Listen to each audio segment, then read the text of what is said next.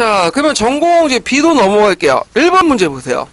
자, 1번은 이제 뭐와 관련된 내용이냐면 역사 사고력과 역사 의식과 관련된 내용이거든요. 그래서 그 도표는 이 남색책에 있는 내용을 가지고 이제 제가 만들었어요. 그래서 예전에 기출에도 한번 언급돼 있었는데, 자, 역사 의식이 하고 역사 사고력은 좀 약간 다른 개념이지만 역사 의식이 점점 높아질수록 그에 맞는 역사 사고력 또한 점점 향상이 돼요. 그래서 역사의식이 초본 단계는 연대기적 파악력 다음에 나타나고, 그 다음에 두 번째는 역사 탐구력이고, 결국 역사의식이 제일 고도로 이룰 때 뭐도 가능하냐면 역사적 판단력이 일어나. 그래서 역사적 판단력은 나머지 역사적 그 사고력보다도 더 우위에 있어요. 최종적이고, 그래서 거기 가에 들어갈 것은 역사적 판단력과 관련된 내용이에요. 예. 그 다음에 이제 자료 비와 관련된 내용, 일반적 기능과 역사적 기능, 문제, 인지, 자료 수지, 여기는 좀 일부만 기술되어 있지만, 요런 것들은 뭐와 관련된 거냐면, 역사적 탐구력과 관련된 거죠. 예. 그래서 역사적 탐구력의 이제 특징은, 여기 자료 비가 좀 잘못된, 역사 사고, 맞네요. 예. 역사 탐구력의 이제 그 내용은 이제 뭐냐면, 주 사후 비판, 분석, 그런 내용들이 주 내용이지만, 감정이입 같은 것도 이제 포함이 됐어요. 그래서 역사적 이제 탐구력은, 모든 부분을 다 포괄하는 내용들이에요. 예. 그리고 역사적 그 탐구력에는 이제 일반적 기능과 역사적 기능, 또는 일반적 기능과 역사적 기능이 같이 겸용할 수 있는 기능, 이렇게 이제 나눠볼 수 있는데, 일반적 기능은 이제 우리가 이제 알다시피 뭐와 관련된 탐구학습과 관련됐다 보시면 돼요. 모든 교과와 관련된 기능, 이렇게 보시면 되고, 그 다음에 역사적 기능은 사료 비판 분석과 관련된 거죠. 그래서 역사학만 관련된 내용들로 구성되어 있다. 이렇게 이제 보시면 돼요. 그래서 이제 역사적 사고력 하위 범주와 관련된 내용은 이제 예전에 두 번 정도 시험 문제 나왔는데, 주로 뭐와 관련된 문제가 나왔냐면 역사적 판단력과 관련된 부분이 나왔어요. 예. 그래서 이제 그 관련된 내용이 남색책과 갈색책 내용이 있는데, 그럼 한번 보고 넘어갈게요. 12페이지 잠깐 펴보세요. 자, 거기에 보면 역사적 사고력은 이제 네 가지로 나누죠. 예. 그래서 이제 최상우식 견해에 따라서 연대기 파악력, 그 다음 역사적 탐구력, 그 다음 역사적 상상력, 그 다음 역사적 판단력, 이렇게 네 가지로 나눠볼 수 있고요. 그래서 그 네 가지 중에 최고 잘 발달된 단계가 역사적 판단력이고, 그 다음에 그 넓은 범위의 그 역사 사고력은 역사적 탐구력과 관련된 내용이죠. 그 다음에 이제 또 아까 얘기한 것처럼 역사학만 있는 그 탐구력은, 사고력은 역사적 상상력이죠. 자, 연대기적 파악력은 그 제일 기초적인 거죠. 그래서 이제 역사가 시간에 따라서 어떤 이제 변화, 시간적 능력, 이런 것들을 이제 파악하기 위한 것도 이제 역사의 판단력이고요. 그래서 그 역사의 판단력에 보면 또 다른 하위 범주가 있어요. 그래서 이제 그 하위 범주는 시간과 관련된 여러 가지 용어를 이해하고 시대 구분 능력, 이런 것도 있고, 그다음 하위 범주 안에는 또 하위 기능이 있죠. 그래서 네 개의 큰 하위 범주 안에 중소 단위 하위 범주가 있고, 그 다음에 밑에 또 기능이 있어. 이게 이제 갈색책으로 이렇게 구분이 되어 있거든요. 자, 그래서 연대계 파악량 그거구나 하고 넘어가시면 돼. 예, 요건 시험 문제 나올 가능성이 별로 없어요. 그 다음에 역사 탐구력은 사료 비판과 관련된 내용인데, 여기는 이제 특징을 보면 이제 사료를 근거로 과거 사실과 행위의 해석, 설명, 이런 것도 있고, 상용 빈도가 제일 높고요. 그 다음에 연구 과정에서 필요한 능력이고, 그 다음에 이제 그 기능별 종류에서 아까쯤 얘기했죠? 모든 교과에 적용할 수 있는 거. 그 다음에 역사학만 적용될 수 있는 거. 그 다음에 여기 안 나왔지만 역사학과 그 다음에 이제 일반적 능력이 같이 있는 거. 이렇게 이제 분류해 볼 수 있고요. 그 다음 하위 범주 안에는 1차 사조, 2차 사조, 구분하고 사료 비판하는 능력. 그 다음에 이런 것도 있고요. 그 다음에 이제 역사적 상상력을 볼게요. 역사적 상상력은 그 직관적 인지 확산적 기능을 가지고 있다. 그리고 이제 사회과학과 구별지는 역사학만의 특수한 영역에서 이제 속하는 사고력이고요. 그 다음에 왜 이런 역사적 상상이 필요했냐? 이거는 이제 왜 필요하겠어요? 역사 연구에서 제일 중요한 게 뭐죠? 사료죠. 근데 사료가 완벽한 게 아니에요. 불완전하고 중간중간 빵꾸 뚫린 데 많고, 그 다음에 왜곡돼 있고. 그러다 보니까, 제대로 왜곡된 사료, 부족한 사료에서 어떤 역사 사실 꺼내려면 뭐가 필요하죠? 역사적 상상력이 필요하죠. 예. 그래서 이제 있고, 근데 이제 역사 상상력은 예전에 한번 시험 문제 나왔지만 문학적 상상력과 다르죠. 상상이라는 말 자체가 뭐야, 일단. 상상은 코끼리 상자, 생각 상자거든. 그러니까 코끼리를 생각한다는 거야. 그래서 예전에 중국 사람들이 코끼리가 인도에서 보고 든 게 있어. 근데 코끼리가 되게 크다는 것을 이렇게 알고 있었는데 이게 믿지 못하는 거야. 얼마나 큰지. 그래서 이제 어떤 사람이 인도에서 코끼리 뼈를 가지고 와가지고 보여줬어요. 그러니까 그 코끼리 뼈를 가지고 상상을 한 거죠. 그러니까 코끼리 뼈 없이 상상을 하면 뭐예요? 공상이고 판타지인데 상상이라는 것은 뭐냐면 증거를 바탕으로 해서 상상을 하는 거야. 그러니까 뭘 바탕으로 한다? 증거에 입각한 추론, 코끼리 뼈를 생각하면서 상상을 하는 거. 이것은 이제 문학적 상상력과 다른 거다. 예전에 기출문제 나왔던 거죠. 자, 그래서 이제 이런 걸 메꾸는 행위다. 그래서 이제 우리가 알고 있는 사비니, 보관이니, 감정이죠, 이해니, 이런 것도 다 상상력에 속하는 거죠. 그래서 역사 상상력은 나올 가능성은 거의 없어요. 하위범주 안에서는. 그렇지만, 거기에 이제 삽입이나 보관이나 감정이익 같은 거는, 나올 가능성이 많죠. 자, 역사 판단력은 이제 제일 문제가 많이 나오는 건데, 역사 논쟁이나 딜레마에 접했을 때 합리적 판단하는 능력이고, 그 다음에 제일 궁극적인 목표죠. 예. 그래서 제일 발달할 때, 역사의식이 제일 발달할 때 나타나는 게 역사 판단력이고요. 그 다음에, 역사 판단력에는 교훈이나 윤리적 판단은 지향해야 돼요, 지양해야 돼요. 지양해야 돼요. 예. 그래서 윤리학과 다른 근데 물론 그거에 대해 또 반론도 있지만 최근까지는 뭐 그렇게 이제 보고 있고 그래서 이제 역사를 이제 판단을 기르기 위해서는 교사가 직접 와가지고 뭐 틀린 점을 지적해주거나 자기가 생각하는 것을 강요해서는 안 돼요. 어떤 식으로 역사는 증거를 통해서 논쟁점을 다양하게 분석 기회를 제공하면서 다양한 시각을 유도할 필요가 있다. 이거 꼭 기억을 해두세요. 바람직한 태도, 특정한 어떤 이데올로기나 가치관을 개입해서는 안 돼. 자기가 생각한 것을 애들한테 일종의 꼰대짓이라고 하죠. 네, 꼰대짓 해서는 안 돼요. 이런 게 학교에서 보면 가끔씩 꼰대짓 하는 사람이 있어. 그래서 뭐 최순실하고 박근혜 막 비판하면서 하는 행동은 꼭 최순실 박근혜하고 똑같은 행동을 하는 사람도 있어요. 학생들한테. 자, 그래서 이제 이런 내용들 좀 기억을 해주시면 될 것 같아요. 자, 그러면 관련된 내용을 이제 볼게요. 자, 거기 보면 가사고력을 학습 목표로 삼을 경우에 포함되어야 할 요소를 두 가지 쓰시오. 자, 역사적 판단력을 이제 학습 목표 설정할 때 포함된 요소들은 남색책의 내용이 있는데, 자, 판단에 이용한 증거와 그것의 절저성, 다른 간의 해석의 모색, 이런 것도 봐야 되고, 다른 시대의 어떤 가치와 현재 간의 차이점을, 또 요소를 고려해야 된다. 그래서 있고, 유의점 같은 경우에는 이제, 여기 보면 가사를 읽을 때 교사 유의점, 교사가 특별한 도덕적 교육을 제시하거나 특정한 사건을 이용해서는 안 된다. 뭐 이런 것들 꼭 외워두시면 될 것 같아요. 자, 그 다음에 이제 자료 비의, 그러니까 역사 탐구력에서 역사 자료 활용하는 능력을 보면, 자, 역사가가 역사를 연구하는 절차 알고 이를 시행할 수 있는 능력이 요구한다. 이런 것들 쭉 쓰시면 되는데, 아마 시험 문제 나오는 거는 제 생각에는 역사적 판단력 부분이 나올 것 같아요. 왜냐면 연대기적 파악력은 너무 좀 유치해서 안 나올 것 같고, 그 다음에 역사적 탐구력은 사료 비판 분석이나 그 다음에 또 이 역사 판단력 자체가 다른 그 사고력하고 또 연계돼 있어. 그러니까 이제 채점하기가 좀 곤란한 부분이 있어요. 예를 들어 감정이익 같은 거 문제 나와요? 그럼 역사적 상상력이도 되지만 역사적 탐구력도 돼. 왜? 다 포함되어 있기 때문에. 그래서 있고 역사적 상상력 부분은 굳이 여기 낼 필요 없겠죠. 뭐 감정이입이나 그다음 보관 삽입 부분을 이렇게 내는 되니까. 그러니까 낼 수 있는 부분이 역사 판단밖에 없어요. 지금까지 쭉 그렇게 해왔고. 그러니까 그 남색책에서 다른 거는 보기가 좀 힘들자면 시간 없으면 역사의 판단력 부분만 좀 정리해가지고 넘어가시는 것도 좋을 것 같아요. 예, 그런 것들 이제 좀 보시면 되고요.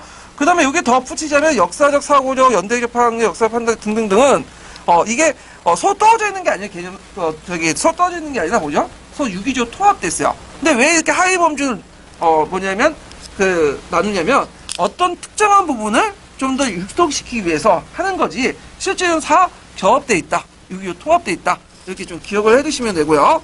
자, 그 다음에 2번 문제 볼게요. 2번. 자, 2번은 이제 뭐와 관련된 정조의 탕평정책과 관련된 내용이죠. 예. 정조의 탕평정책은 예전에 기출에 한두 번 정도 언급돼 있고요. 그 다음에 이제 한국사 능력이라든지 수능에는 자주 언급돼 있어. 그래서 되게 이제 영조하고 정조가 있는데, 시험 문제 영조 쪽에 나오는 부분은 지금까지 보면 뭐 만론탄편이 뭐고 이런 내용들이 나왔고요. 그 속대전 관련된, 그러니까 단독 문제보다는 옆에 꽃살기가 좀 문제 나왔던 거. 그래서 정조는 단독 문제 한 문제 나왔고, 그리고 정조와 관련된 부분이 최근에 이제 그 수능이라든지 한국사 능력에 자주 언급되는 거기 때문에 영조보다는 정조가 나올 가능성이 많아요. 탕평정책 물어보면. 그래서 제가 이제 탕평 정책 관련된 내용들을 이제 영주의 대표적인 정책들을 뽑아가지고 문제를 냈는데, 자, 그러면 정주의 정치 부분을 좀 볼게요. 자, 14페이지 펴보세요. 자, 정주의 탕평 정책은 이제 규장가가 작용을 중심으로 해서 이루어졌고요. 이때 이제 집권세력 중론 탕평이죠. 그래서 중론이라는 것은 이제 각 당파의 옳고 그름을 명백히 하는 입장이었다는 거. 그래서 이제 영조 때 집권 세력을 제거하면서 이제 등장했는데, 영조 때 그 집권 세력은 어떤 사람들이에요? 왕론 탐편이죠. 왕론 탐편은 그 당파의 온건파들이야. 강경파들은 다 제거시키고 온건파들만 뭐냐면 참여시키고, 그 다음에 주로 이제 노론의 그 세력가들과 뭐와 외척과 또 연결돼 있죠. 외척을 용인하는 그런 분들인데, 이에 반해 정조는 외척을 쳐내고 각 당파의 옳고 그름을 명확히 하는 사람들만 한 거예요. 그래서 남인, 그 다음에 노론, 소론 세력들 중에 그 의리와 명분을 뚜렷이 하는 사람들만 뽑아서 했던 것이 정조의 그 중록 탐평이다. 자, 그 다음에 이제 그 정조는 이제 그 탐평 정치하면서 규장각 작용을 바탕으로 이제 했는데, 규장각은 이제 역대 국왕의 어제 어필을 보관하는 곳으로 이것뿐만 아니라 그 당시 왕실 도서관적 기능뿐만 아니라 정치적 기능, 뭐 비서식 기능, 문화 기능, 과거 제도도 이제 했고요. 그다음에 이번 시험 문제 나오는 초계 문신 제도 같은 거 있죠? 40세 이하의 당하관들, 젊은 사람들 뽑아서 교육을 시켜가지고 자신의 친위 세력을 만들려고 했다. 그리고 여기 이제 진보적 학자들도 많이 등용했죠. 우리가 알고 있는 이제 뭐 정야용이나 이런 사람들이 등용했고, 그 다음에 군사적 기반을 확보하기 위해서 뭘 설치했죠? 장용을 설치했죠. 예, 그래갖고 그다음 기존의 오군영이 그 당시 노론 세력들이 장악을 했기 때문에 이 오군영 대신에 오군영에서 뛰어난 군사들을 이제 뽑아가지고 따로 이제 특별 부대를 만들었어요. 그래서 이제 이 장용은 이제 외형과 내용으로 구성되어 있죠. 그 내용은 수도를 지키는 거고, 외형은 뭐냐면 이제 수원성을 이제 지키는 부대인데, 그래서 나름대로 중앙집권적 군사제도를 만들려고 했다. 그러니까 조선 초기 때의 군사제도를 도입하려고 했어요. 그러니까 세조시대 때 오의제가 있었죠. 오의제의 특징이 뭐냐면, 이 오의가 지방군까지 뭐예요? 다 포괄한다는 거야. 그래서 왕권의 밑에 예속되면서, 이 오의 부대가 지방군, 중앙군을 다 포괄해서 왕이 통관하는 그 시스템으로 복고시키려고 했어. 오군영은 다른 거죠. 오군영 뭐예요? 이게 체계적으로 만들어진 게 아니라, 그때그때 만들어졌고, 그게 통합이 안 돼. 왕권 밑에 예속된 게 아니라, 그 노론이나 서인의 어떤 세력가에 의해서 개별적으로 지고 있는 거야. 그러니까 왕의 입장일 때는 이 오군영을 장악을 못하죠. 그러니까 이제 장용 시스템을 만들어서 종전 세조시대 때 오의제 시스템으로 다시 복구시키려고 했다. 그래서 이걸 통해서 이제 어떤 왕권을 뒷받침한 군사적 기반을 확보하려고 했던 거죠. 예. 근데 안타깝게도 정조가 죽고 나자 뭐냐면 국부가 폐지돼요. 예. 그래서 장용 같은 경우에는 안타깝게 뭐냐면 이게 법전에 실려져 있어야 되는데, 이게 법전에 실려져 있지 않고 임시로 운영됐다 그냥 폐지된 거야. 법적 근거가 없다 보니까 쉽게 폐지할 수 있겠죠. 예. 자, 그 다음에 이제 정조가 딱 나오면 이제 한국사 능력검증에 맨날 나오는 게 하성이야. 그래서 하성 공영도 꼭 기억을 해두셔야겠죠. 자급도시, 상업도시, 농업도시, 군사도시 어떤 성격을 갖고 있고, 그래서 이제 그 갑자장 구사에 의하면 이제 하성을 이제 물러난 다음에 나중에 이제 순조가 장성한 다음에 물러나온 다음에 갑자년에 거기 가서 뭐 개혁 정치를 하려고 했는데 그 전에 죽었잖아요. 예. 그 다음에 이제 초계 문신제도, 아까 말한 것처럼 신진인물이나 중화국 간원들의 능력 있는 자를 뽑아서 정조의 친위 세력을 만들려고 했다. 그 중심 역할을 했던 것이 규장각이다. 꼭 기억을 해두시고, 자, 민생과 사상 정책을 보면 서울과 노비에 대한 차별을 완화시키려고 했죠. 그래서 이제 우리가 알고 있듯이 이제 서울 출신의 검서관들을 기용했어요. 대표적인 게 유독공, 박재가, 이덕목. 그 세 사람 이름을 꼭 외워두세요. 근데 주의할 건 신해통공이라는 말 있죠. 그 신해통공, 그 서울 출신자들이 이제 과거 대가에 뭐 실 수 있는 그 통공 정책은 언제 실시한 거야, 이거? 철종 때 실시한 거야. 1851년에. 그러니까 우리가 신해통공하면 두 가지가 있어. 하나는 저희 금난정권 폐지 있죠. 유기절 제한 금난정권 폐지. 그 신해통공은 정조 때 실시한 거고, 그것은 이제 60갑자 도와가지고 60년대에 실시한 거는 언제 실시한 거예요? 철종 때 실시한 거예요. 좀 다른 거예요, 이거는요. 근데 아직까지는 이제 그렇지 못하고 서울 출신에 검사하기 위해서 조금씩 이걸 완화시키려고 했어요. 영종조 때. 그래서 영종조는 이 신분 차별 같은 거 있죠? 이런 것들, 서울이나 노비 같은 차별들 많이 완화시키려고 상당히 노력했던 사람이다. 예, 좀 기억을 해두시면 되고. 그 다음에 예전에 한번 시험 문제 나왔던 것이 금난정권 폐지죠. 그래서 요것도 외워두세요. 통공정책. 예. 자, 그 다음에 이제 정통문화를 계승하여 중국과 서양의 과학기술을 받아들이고, 그 다음에 중국의 고금도성지서, 그래서 고중학 같은 거 있죠? 그걸 학문적 기초를 다지고, 문체반정운동도 기억을 해두셔야겠죠? 이거 예전에 수능기출문제 나왔던 건데, 이 문체반정운동을 누가 비판한 거예요? 그 당시 그 노론세력들, 박지원 같은 노론세력들 열화일기 보고 비판한 거죠. 예. 그래서 이제 요런 내용들, 그거는 정치적 의도가 있는 거야. 남인들이 주로 이제 뭐, 일부 세력들이 뭘 믿어요? 기독교를 믿잖아. 그러니까 이걸 가지고 노론을 비판하니까, 노론도 경박한 문체를 가지고 비판하면서 서로 간에 뭐냐면 무마시키려고 했던 정치적 의도가 개입했던 것이 문체 반정 운동이다. 이렇게 이제 보시면 되겠죠. 자, 그 다음에 이제 이 사람은 이제 소통을 잘했죠. 격쟁제도나 뭐 상황제도. 그래서 최근에 이 사람이 부각되는 이유가 먼저 정정가 뭐냐면 백성들과 소통을 잘했다는 거야.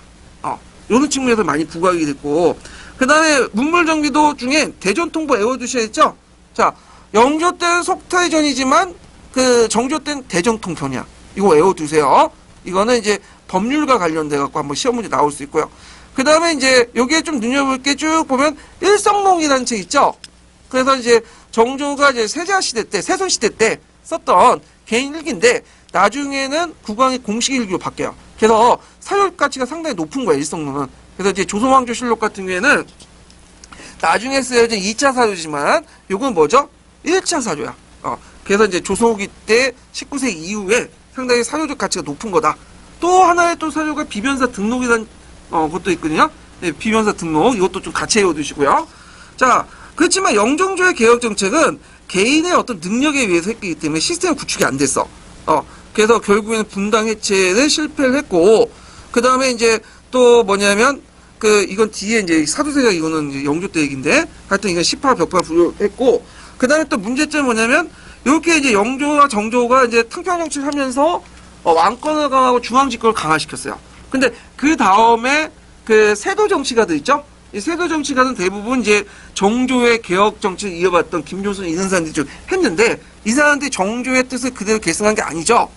왜곡시켰잖아. 그리고 오히려 왕권은 전혀 약화시켰지만 중앙집권적인 정치는 왜요? 그대로 계승해서 기반해서 오히려 세도 정치가들이 지방을 약탈하는 그런 시스템으로 왜곡이 됐다. 그래서 그 때문에 19세기 중반에 뭐가 일어나는 거야? 밀란이 일어났잖아. 예. 그런 것들과 좀 연결시켜서 같이 보시면 될 것 같아요.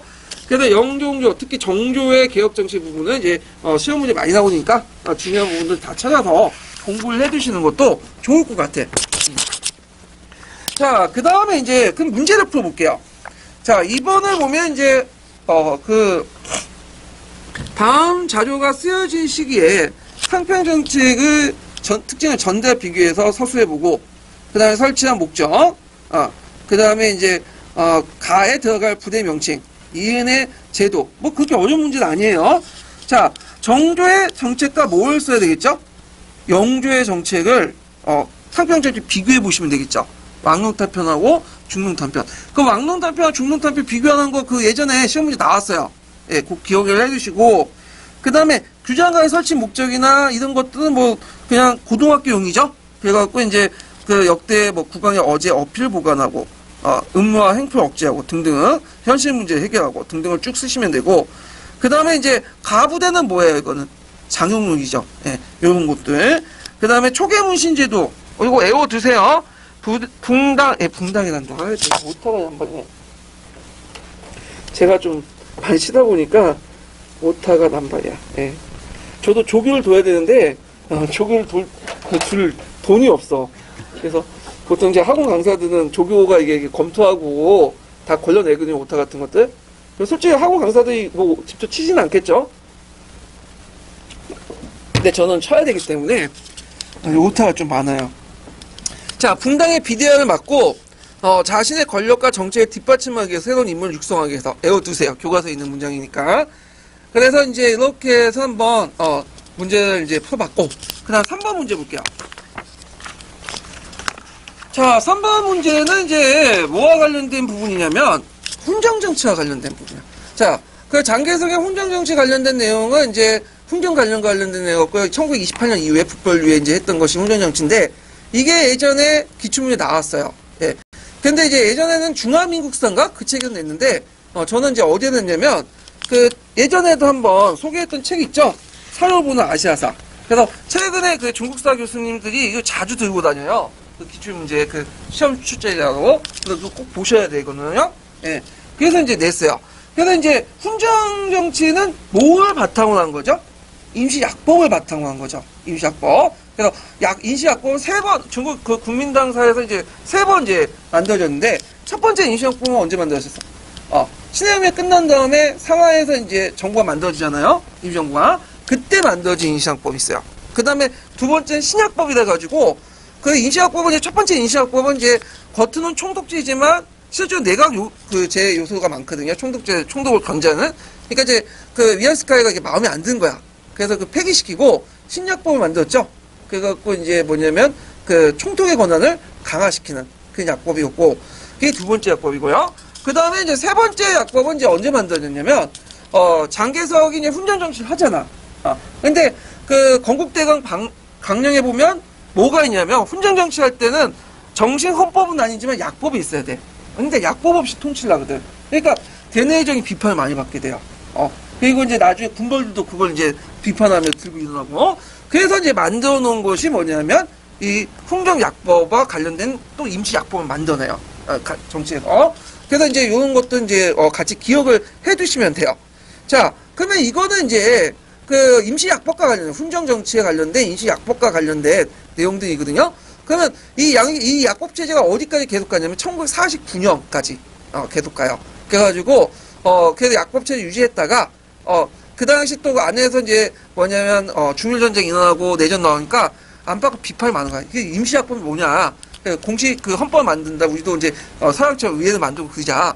근데 처음에 안 들어주려고 하다가 어쩔 수 없이 이제 뭐 초안 만들고 막 하다가 질질 끌어.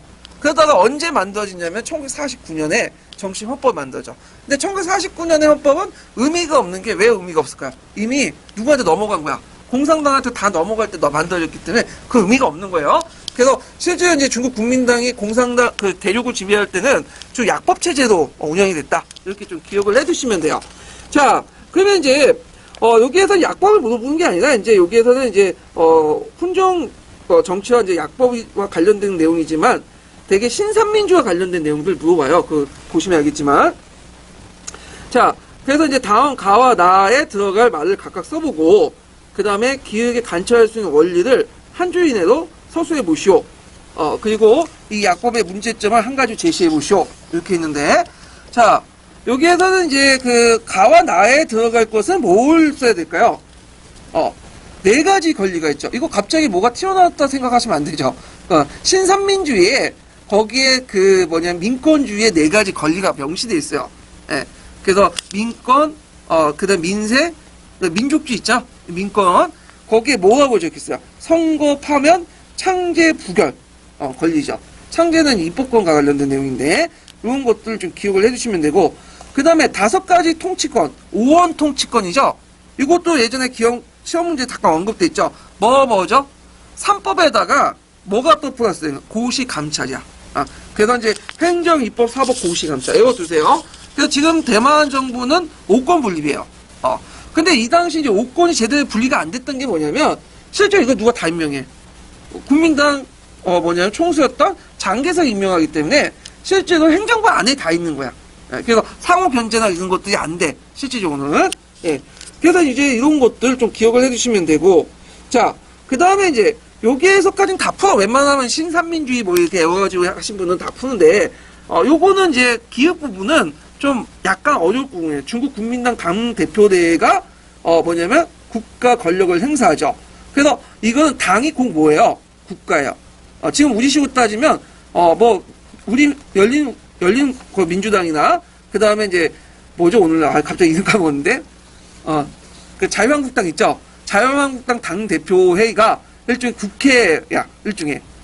근데 지금도 공산당 맞죠? 공산당 지금 전국대표대회 열잖아요? 그게 꼭 뭐예요? 당이 꼭 국가단체에서 국가의 정책을 결정하잖아. 예. 그래서 마찬가지죠. 당과 국가가 동일한 거야, 여기에서는요.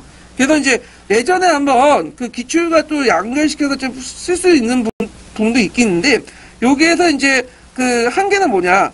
중국 국민당, 이 모든 권력을 행사하는 무슨 치국이죠? 이당 치국이죠. 당이 뭘 통치한다? 국가를 통치하는. 그래서 이거는 어디서 나왔냐면, 원래 자본주의 시스템, 민주주의 시스템에 나온 게 아니라, 원래 사회주의 시스템에 나온 거예요. 그래서 그 코미테른의 지시 중에 뭐냐면, 이당 치국이란 말이죠. 이당 치국. 그 다음에 이제 일당 일국주의. 써보셨어요? 예. 당을 통해서 뭐죠?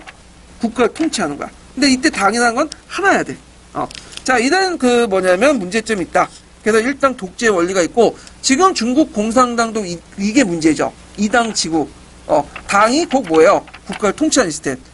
이렇게 이제 기억을 해두시면 되고요. 그래서 이 약법의 문제점이 뭐냐?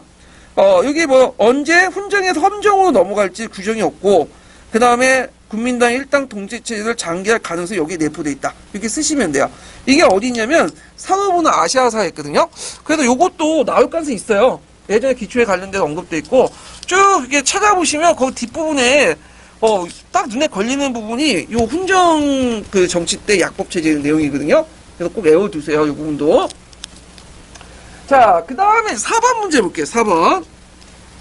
자, 4번은 이제 뭐와 관련된 부분이냐면 영국사 관련된 부분이야. 영국 중세에 관련된, 잉글랜드 중세에 관련된 건데, 요즘에는 이제 뭐 영국사가 잘 안 나오긴 하는데 일단 한번 내봤어요. 예. 자, 다음 자료 A와 관련된 전투를 써보고, 그 다음에 잉글랜드 정부의 역사적 의의를 서술해 보시오. 그리고 제작된 자료 B 1차 사료 명칭을 써보고, 그 다음에 이 사료 외에 잉글랜드 봉건제 특징을 뒷받침할 수 있는 사례를 3가지 제시해 보시오. 이렇게 했는데, 자, 요거는 이제 뭐와 관련된 거냐? 자료 1번과 관련된 건 노르만디 공작 있죠. 월렴. 월렴이 그 왕위 계승 문제에 개입하면서 잉글랜드를 공격했잖아요. 그러면서 잉글랜드 군대를 어디에서 격파하죠?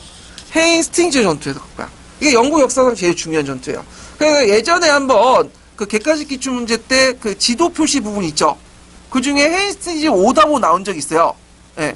그래서 나올 가능성이 되게 많아. 그래서 헤이스팅즈 전투의 의미, 그러니까 잉글랜드를 이제 나중에 노르만 왕족이 정복을 했는데 어떤 의미가 있냐? 자, 유럽의 대륙 봉건제도를 어디에 도입했다? 영국에 도입됐다.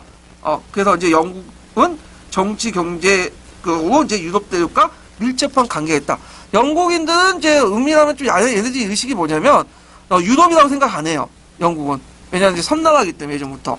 그렇지만, 이게 그래서 이제 고대 로마부터 이제 약간 이제 정복은 있었지만 좀 떨어져 살았다가, 요때부터 좀 유럽사와 이제 긴밀하게 관련된 것이 이 노르만디 원념의 정복과 관련된 거죠. 그래서, 프랑스의 봉건제도를, 유럽에 이식해왔어. 영국에 이식해왔어. 그런데, 그렇다 보니까, 또 영국은 또 사회제도적으로 많지가 않고, 또 정보관계 특징을 갖고 있다 보니까, 좀 다른 봉건제가 탄생되죠. 이걸 뭐라고 할까요? 중앙집권적 봉건제라고 해요. 중앙집권적. 그래서 중앙집권적 봉건제도를 잘 알 수 있는 사료가, 교과서에 맨날 실려있죠. 무슨 사료죠? 돔주데이북이죠. 그래서 돔주데이북 안에는 그 중앙정부가, 징세관을 파견해서 조사관을 파견해서 다 일일이 조사를 하잖아요. 예. 근데 이제 제가 이제 그 교과서 사료를 하면 여러분 다 맞힐 것 같아서, 예. 제가 이제 어디에 사료 갖다, 이렇게 써놨냐면, 그 사료 보는 서양사라는 책이 있어요. 사료 보는 서양사. 지금 원래 5번을 기획한 것 같은데, 사료 보는 서양사 부분에 그 두 번째 중세사에 있는 사료를 제가 일부 발췌를 했거든요. 그래서 웬만한 좀 배경 지식이 있으면 다 쓰실 거야, 뭐 이런 거는. 자, 하여튼 돔주데이 북 외에도 그걸 뒷받침을 3가지 쓰시오. 요거 왜 갑자기 뜬금없는 문제다 했는데 서계나 교과서에 다 있는 내용이야. 자세히 읽어보면. 제가 이제 고등학교 문제 낼 때도 이거 냈거든요. 예. 자, 그래서 충성의 서약이 배신들이 그들의 직접적인 죽음의 향하보다 앞서 왕에게 해야 된다. 그러니까 충성의 서약, 그러니까 중복된 어떤 그 봉건 관계를 맺을 경우에 주종 관계를 맺을 때 1순위, 2순위, 3순위 이렇게 맺잖아요. 그렇지만 영국에서는 항상 1순위 누구야? 왕이야, 왕. 그래서 요 기억을 요때 배신한 건 뭐냐면 이거는 뭐 동양사, 한국사에 쓰이는데 제후의 신하를 배신하고요. 그러니까 황제 입장일 때는 왕이도 신하죠. 근데 왕의 신하야. 그러니까 신하의 신하야. 이 배신의 의미. 자, 하여튼 이렇게 있고 그걸 이제 보여주는 서약이 솔즈베이 서약 외워두셔야 되겠죠. 그 왕량이 또 강대했고 그 교회에 대한 지배권을 포기하지 않고 고위 교회직을 직접 선출했다. 왕이. 그 교과서에 있는 내용이니까 꼭 외워두세요. 자, 그 다음에 이제 그 밑에 이제 보너스 문제를 잠깐 볼게요. 자, 이 보너스 문제 이제 2번 관련된 사료는 뭐와 관련된 거냐면 7월혁명에 계기가 됐던 문제점 이제 발생시켰던 7월 칙령과 관련된 거죠.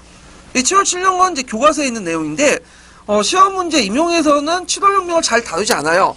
주로 나오면 이제 2월혁명이 주로 나와.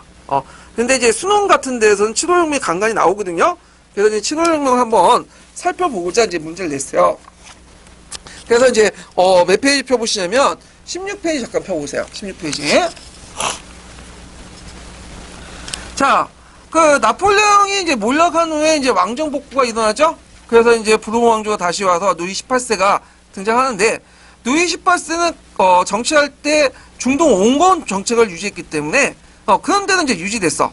근데 문제는 그 다음에 40세가 반동 정치를 했잖아요. 그래서 이제 연령과 선거권 제한을 칙령을 반포하고 7월 칙령인데 그 때문에 이제 자유주의 들고 일어나면서 봉기가 일어났죠.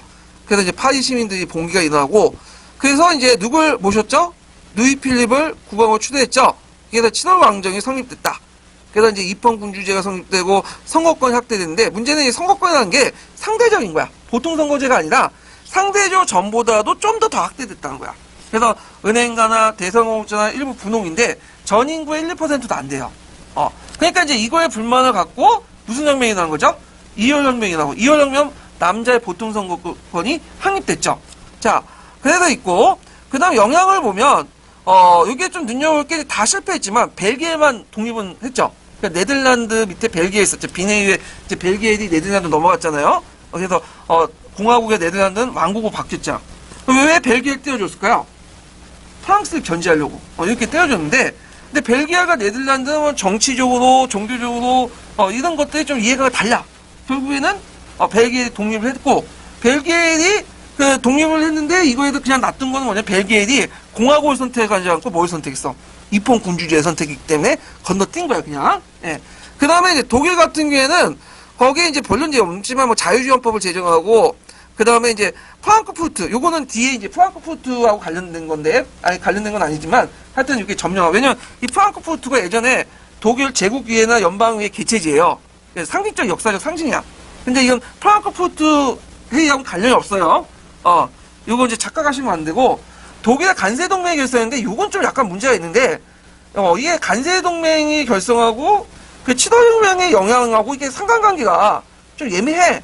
근데 이제 일단은 뭐 교과서에 그렇게 적혔으니까 그리고 넘어가고 자 이탈리아에서는 좀 눈여볼 게 뭐냐면 청년 이탈리아당이 결성이 있대죠. 마치니 그 다음에 이제 카로 보나니당 그 전에 있었던 당이 이제 혁명을 봉기했지만 실패했고 그 다음 폴란드 운동은 이제 진압을 했고 그다음 영국의 1차 선거법개정 이것도 수능이나 이제 교과서에는 맨날 이게 관련 있다는 얘기하지만 오비락이라고 생각해요. 저는 그냥 이것도 약간 관련성이 좀 없어. 이건 영국 국내 문제인데 일단 교과서는 그렇게 적혀있으니까 이제 적어놓은 거예요. 자, 그래서 이제 이런 것도 있고, 그럼 문제를 풀어볼게요. 다음 조치에 반발해서 일어난 사건을 써보고, 이 사건이 일어난 정치적 배경을 서술해 보시오. 이 사건이 이탈리아에 미친 영향을 보시오. 뭐, 그렇게 어려운 문제는 아니에요. 자, 이거는 이제, 이 사건이 뭐죠? 7월혁명이죠. 일어난 사건이. 그 다음에 이제, 여기에서 이제 정치적 배경은, 선거권이 극소수 부유한 시민들에게 주어지니까, 중하층 시민 계급들이 노동자의 선거권 확대 요구했다. 이건 2월 혁명과 공통된 형상이고요. 그 다음에 이탈리아는 카르보나리를 중심으로 교황령의 홍보를 봉기했고 청년 이탈리아당이 결성됐다. 이거 좀 기억을 해두시면 돼요. 네. 청년 이탈리아당이 봉기해서 노마공화국을 성립한 것은 언제 때요? 2월 혁명 이후야. 이건 좀 요때는 결성만 했어. 네. 이걸 구별해 주시고 7월 혁명을 그런데도 또 성공한 거는 한 가지밖에 없죠. 뭐죠? 벨기에이 독립됐다. 그 정도. 자. 그래서 이렇게 이제 봤고요. 그 다음에 이제 문제 5번 넘어가죠. 러시아 혁명. 러시아 혁명도 이제 한번 나올 때도 됐어요.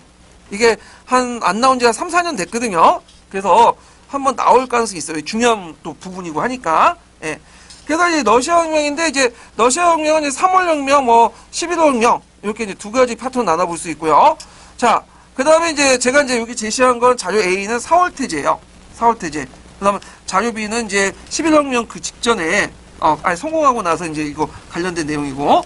자, 그러면, 러시아 혁명과 관련된 내용들 한번 살펴볼게요. 몇 페이지 펴보시냐면요. 17페이지 잠깐 펴보세요. 자, 러시아 혁명은 이제 뭐냐면, 3월 혁명과 11월 혁명 이렇게 크게 두 개로 나눠볼 수 있는데, 3월 혁명과 11월 혁명은 이제 2월 혁명, 10월 혁명이라고 해요. 왜냐면 그레고리 역과 율리우스 역의 차이 때문에 잠깐 하는 건데, 자, 일단 3월 혁명 보죠. 3월 혁명 배경을 보면 1차 세계대전 장기화로 물자 부족, 물가 앙등, 짜르 반등 정치, 구조 모순, 패전의 거듭은 국민의 불만. 그 다음에 이제 최순실과 비슷한 사람 있죠. 라스푼티. 예. 이거 외워두세요. 또 나올 수도 있어. 예. 자, 그 다음에 이제, 이 2월 혁명, 3월 혁명은, 이게 소비에트가 주도한 건 아니에요. 자연 발생 쪽에다가 군인들이 참가하면서, 이제 성공을 했고, 그래서 이제 이때, 이것 좀 기억을 해야 되는 노동자 병사 소비에트가 결성돼요. 그 앞에 1905년에 뭐가 있었죠? 피해일요일 사건이 있었죠? 예. 요때는 소비에트가 결성됐는데, 요때는 소비에트는 뭐만 결성됐죠? 노동자 소비에트. 근데 요때 병사 대표 소비에트도 같이 했다. 소비에트는 원래 평의회, 의회, 이런 것들인데, 그러니까 평의회, 어떤 모임, 이런 뜻이었는데, 이것이 나중에 이제 3월 혁명 후에는 뭐가 되는 거예요? 권력기구가 되는 거야. 권력기구가.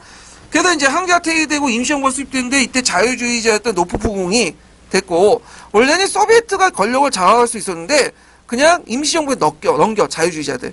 왜냐면, 이걸 이제 이원적 권력체제에 빗발하게 됐던 게 뭐냐면, 2단계 혁명론이죠? 2단계 혁명론. 그래서 그 당시에 소비에트 집권자들이 누구냐, 멘세비키인데, 멘세비키는 프라노프의, 2단계 혁명 그대로 받아들였어요. 그래서 지금은 러시아는, 사회주의 단계가 아니다. 뭐죠? 불의주의와 민주주의 단계다. 우리는 여기 보조적인 어떤, 보조적으로 해줘야 된다. 그래서, 위에 임시정부와 소비에트가 동시에 존재해. 권력이 분산된 거야. 그래서 임시정부와 소비에트가 이중 권력 형상이 한동안 지속이 됐다. 좀 기억을 해두시면 되고요. 자, 그 다음에 이제, 거기에 2월 혁명과 11월 혁명 사이 정치의 상황을 보면 임시정부 활동은 계속 전쟁은 계속 유지됐죠. 민중도 폭동이 일어나고 하니까 다시 임시정부가 또 한번 권력 구조가 바뀌어요. 그래서 초창기 임시정부는 누가 집권했냐면 로프포가 집권했죠. 두 번째 임시정부가 뭐냐면 케렌스키야. 그래서 새롭게 내각이 개편됐는데 이 케렌스키 정부는 자유주의다 했지만 사회주의 같이 있어요. 그래서 이제 멘세비키는 원래는 권력에 참여 안 했잖아요, 정치에. 근데 이때부터 참여했대. 사회혁명당. 그래서 이 케렌스키는 우리가 자유주의라고 생각하면 안 돼요. 이 사람은 누구냐면 사회혁명당 출신이에요. 사회주의 출신이야. 그리고 레닌이 고등학교 때 교장했던 사람이거든요. 예. 그래서 이제 있는데 하여튼 이런 과정이 있고 요 과정에서 이제 4월 태제가 공포됐죠. 이거 외워두세요. 그래서 4월 태제는 케렌스키 정부 이전이에요. 이거는요. 이원적 권력 상태와 혁명 재파의 무정적 연합 조직, 불정명 사회주의 혁명호 촉진인데 구호 세 가지 꼭 외워두셔야죠. 유명해요. 자, 이원적 권력 형태를 타파하고 모든 권력은 어디로? 소비에트로. 예. 그 다음 농민에게 토지를 즉각적인 평화. 즉각적인 평화는 뭘 하자는 거야? 정쟁을 끝내자. 그 다음 농민들의 토지라는 것은 누구의 구호를 착용했냐면 예전에 박근혜가 민주노동당의 구호를 착용해 복지 프레임. 박근혜가 복지하자고 막 얘기했잖아. 마찬가지로 사회혁명당이 그 당시 농민들에게 토지를 준다고 했어. 근데 여기에 딱 있고 요것만 보면 농민들 그냥 준 걸로 생각하지만 이거는 그대로 보면 농민에게 토지 소유권을 준다는 게 아니에요. 여기는요. 뭐냐면 농민에게 농장 형태 만들어가지고 그 농장 밑에 예속돼서 뭘 준다는 거야? 경작권을 준다는 거야. 그거는. 근데 여기까지는 얘기 안 했죠. 뭐만? 농민에게 토지를. 그러니까 이것만 딱 보면 이거 보면 농민의 소유권을 준다 이렇게 잘못 인식할 수 있는데 이건 아니에요. 그래서 이제 우리도 보면 문재인 정권이 정규직을 비정규직 정규직화 시킨다 이렇게 얘기하잖아. 근데 그렇게 우리는 찬성을 했는데 기간제가 정규직한다? 이건 또 다른 문제죠. 강론에 들어가면. 그러니까 항상 그 정치가들 얘기는 총론을 믿으면 안 돼. 뭐가 중요해? 다 강론이 있어. 강론에 다 뭐냐면 악마의 디테일이 숨어 있다고. 디테일이 되게 중요한 건데. 자, 하여튼 그 디테일 부분을 다음 장에 제가 적어놨어요. 서양사 강의에 있는 내용인데요. 평화적인 문제는 이제 즉각적인 전쟁을 중지하고 민주주의 강화를 하고, 그 다음에 혁명 권력의 문제 1단계에서 2단계보다는 이제는 의회보다는 어디로 집중하다? 소비에트 권력을 집중해야 된다. 그 다음에 이제 요게 지주의 토지 몰수와 토지를 국유한 다음에 그것을 농민 대표 소비에트에 넣고 이 농민 대표 소비에트 안에서 뭘 주는 거야? 개별적으로 경작권을 주는 거야. 예. 그런 것들 기억하시면 되고요. 그 다음에 이제 여기에 보면 이제 그 쭉 있고 10월혁명 이제 넘어가는 과정 좀 볼게요. 10월혁명, 11월혁명은 자연 발생적으로 한 것이 아니라 뭘 했다? 사회주의자들, 그러니까 소비에트, 볼셰비키를 중심으로 했고요. 그때 이제 레닌이 한번 폭동을 일으키다가 다시 이제 뭐냐면 들어오게 되죠. 이 레닌이 한번 독일 참모부가 도왔다가 또 볼셰비키 중심에 또 폭동을 일으켰다가 또 도망갔다가 다시 돌아와요. 네, 두 번을 거쳐서 도는데 그 전에 이제 임시정부 케렌스키 임시정부를 약화시킨 사건이 일어나. 이게 이제 요번에 시험 문제 나왔던 뭐냐면 코로네프 장군의 쿠데타죠. 그러니까 이 사람이 쿠데타를 일으키니까 무능했어. 임시정부는 진압을 못하는 거야. 근데 누가 진압을 했냐면 그 당시 페트로부르크에 있었던 소비에트들이 거기에 있는 노동자들이 무기를 들고 진압을 한 거야. 근데 이때 페트로부르크나 모스크바의 대도시 소비에트는 누가 장악했냐? 초창기 때 맨세비키가 장악했는데 이미 권력이 바뀌어가지고 주도권이 바뀌어서 볼셰비키로 넘어갔어요. 그러니까 실제 볼셰비키가 그걸 주도할 뿐인 거죠. 예. 그러니까 이제 케렌스키 임시정부의 무능성을 보는 것을 그 당시 이제 레닌은 그냥 뒤엎어도 되겠다 생각해서 적의대를 이끌고 와가지고 뭐예요? 정부를 그냥 접수했어. 예. 그래갖고 이제 거기 이제 그 동궁에 들어갔더니 지키는 병사들은 거의 없어요. 왜냐면 대부분 다 그 전쟁터에 있고 남자 병사들은 여군들만 있어갖고 쉽게 이제 진압했다고요. 여자를 무시한다는 게 아니고. 예. 자, 하여튼 그래가지고 이제 소비에트 정부가 수입을 하고 곧바로 뭐냐면 블레투스-리트포스크 조약을 맺게 되죠. 그래서 이제 강화 조약을 맺고 이거 되게 불리한 거예요. 왜냐하면 전 영토의 한 10%를 떼줬거든요. 근데 이게 이제 나중에 사문화된 게 뭐냐면 이제 그 독일이 항복했기 때문에 그냥 곧바로 이제 사문화됐는데, 자, 그래서 처음에는 헌법을 만들고 의회를 구성하려고 했어요. 근데 이게 안 됐죠. 왜냐면 딱 까고 열어보니까 재헌헌법 그 재헌의회에서 볼셰비키가 패배한 거야. 그래서 25%밖에 뭐냐면 못 얻고 주로 누굴 지지했냐면 농민들이 그 당시 다수였잖아요. 그러니까 사회혁명당을 지지한 거야. 우파들을. 그러니까 볼셰비키 입장할 때는 이거 인정할 수 없죠. 자기가 다 해놓은 건데 사회혁명당에 권력을 넘겨줄 수 없는 거 아니야? 그러니까 이제 무효화시키고 의회는 안 되겠다. 의회는 무식한 농민들한테 선거를 해봤자 안 되니까 뭐냐면 그 모스크바나 페트로부르크 같이 거주하고 있는 뭐 의식화된 노동자를 중심으로 한 권력 구조를 만들어야겠다. 그래서 뭘 만든 거야? 소비에트 중심의 권력 구조 재편된 거야. 그리고 러시아 소비에트가 만들어지고 나서 그 주변에 여러 소비에트들을 합쳐가지고 만든 것이 소련이라는 국가죠. 이렇게 이제 기억을 해두시면 돼요. 그래서 종전의 그 서유의 의회 중심의 국가 체제가 아니라 여기는 소비에트 중심의 국가 체제야. 예. 그래서 이제 서양과 다른 전형의 근대화적 모습을 보였다고 서양사 강의는 거기에 적혀 있더라고요. 예. 자, 그래서 이제 이렇게 해서 한번 문제를 이제 살펴봤고, 자, 그러면 문제를 풀어볼게요. 자, 거기 자주 비시기에 독일과 관련된, 그러니까 즉각 진정한 민주주의 강화를 체결했다. 그러니까 자주 비시기는 이제 그 당시 11월혁명 이후 끝난 다음에 이거죠. 레닌이 정권이죠. 그때 무슨 조약을 맺어줬죠?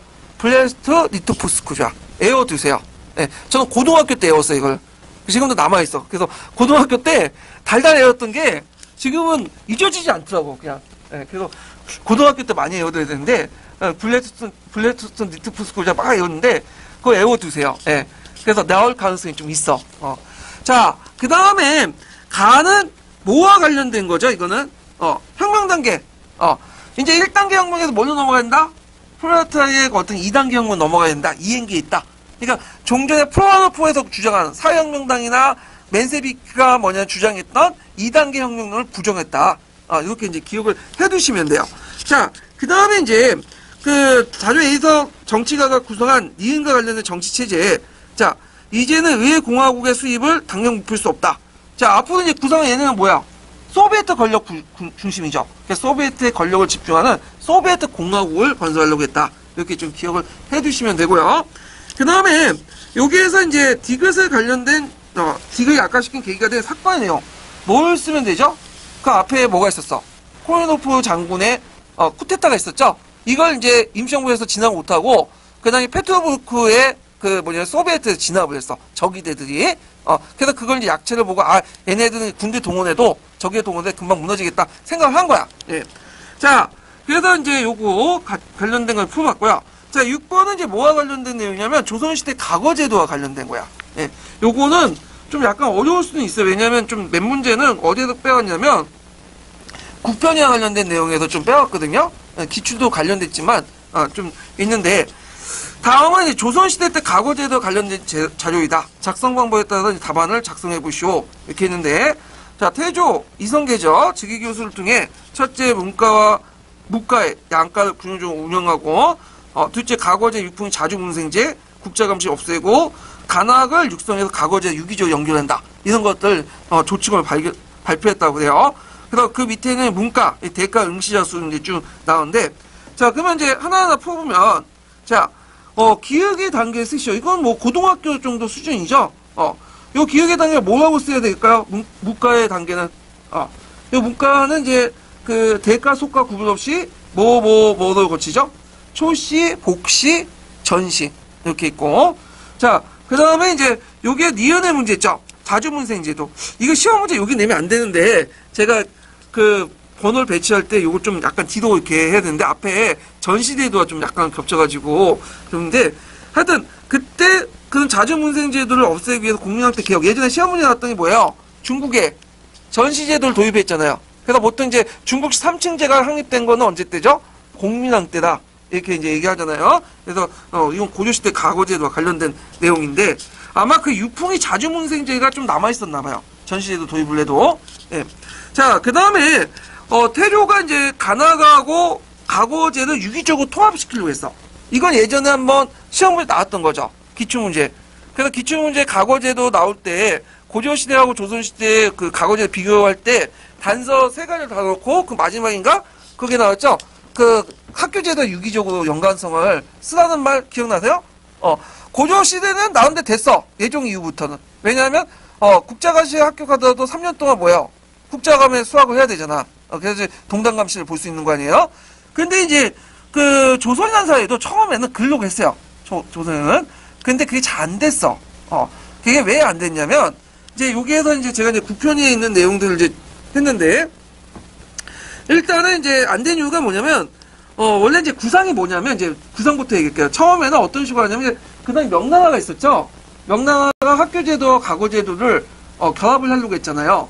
마찬가지로 조선을 그리려고 했어요. 그래서 처음에는 이제 어떻게 하려고 했냐면, 한교와 사학에서 먼저 양성한 인재를 뽑아가지고 생원 진사실 보게 해요.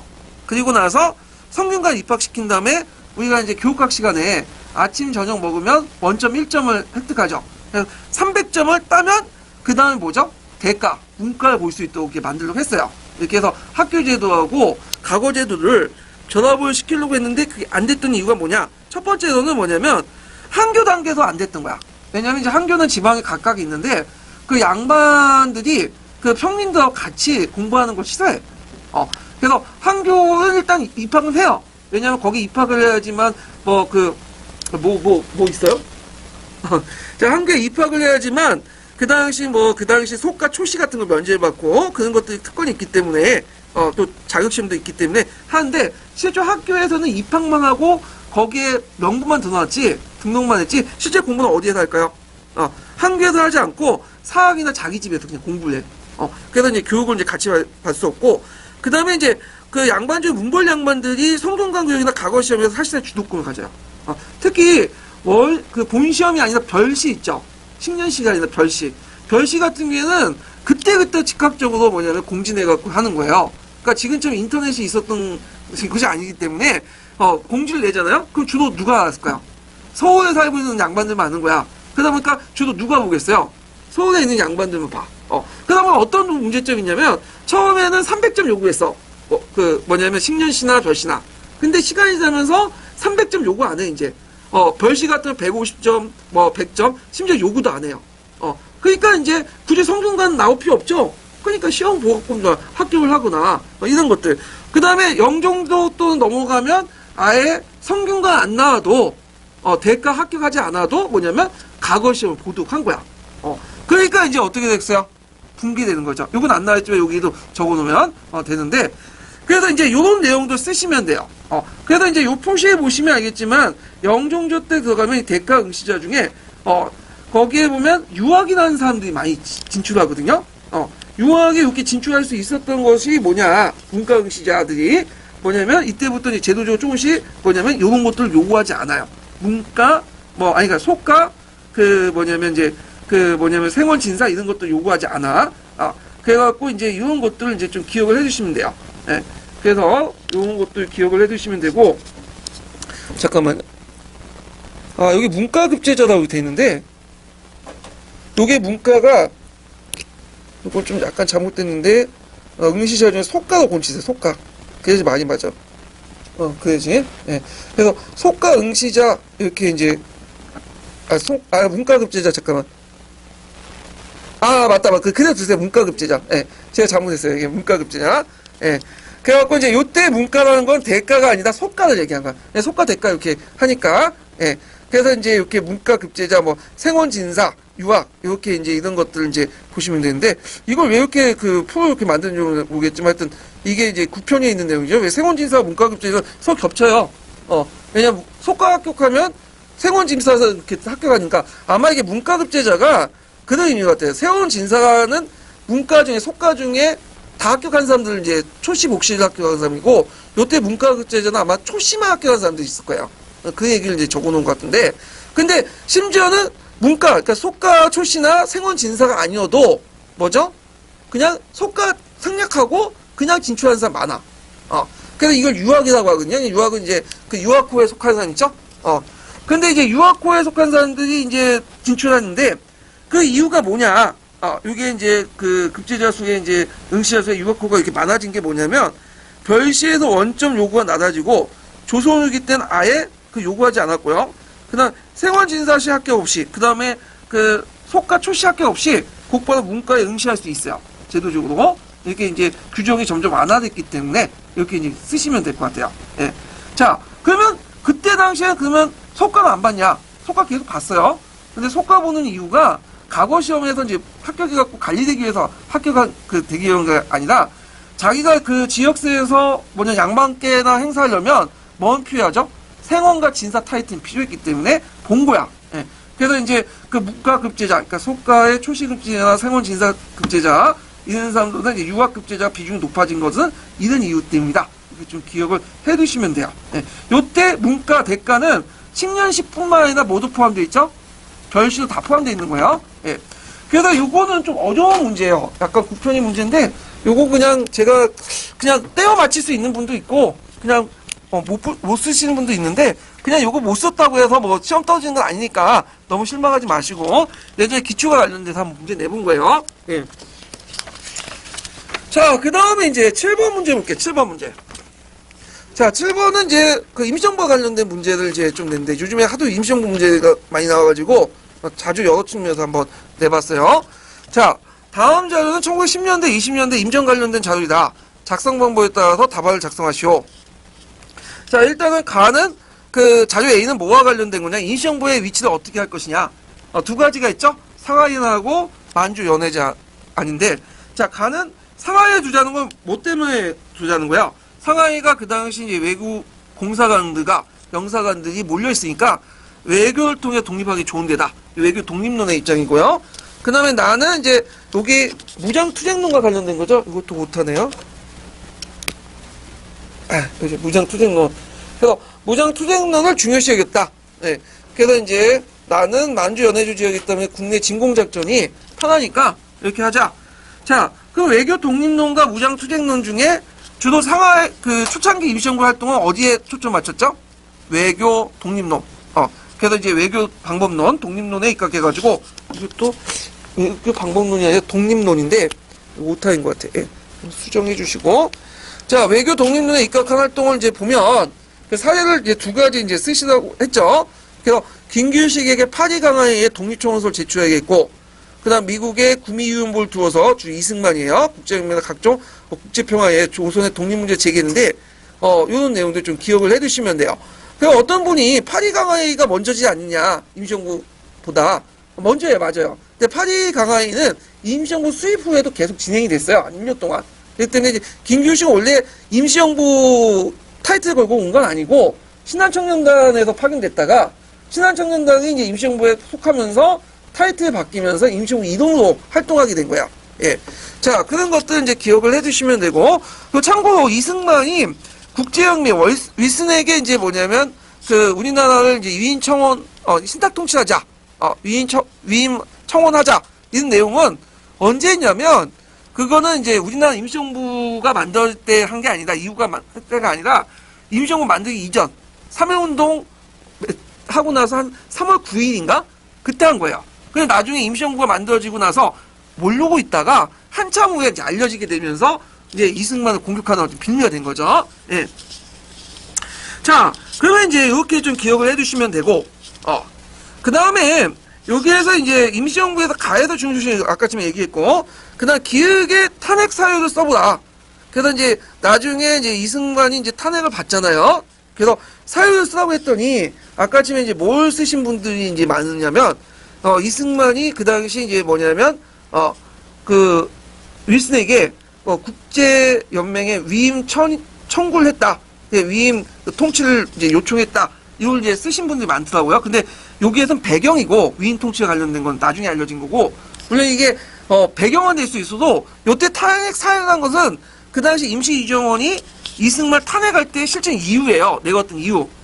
그 내용을 이제 그 교과서에 있는 내용인데, 그 당시 이승만이 임시의정의 결의를 이행하지 않으면서, 그러니까 직무태만이죠.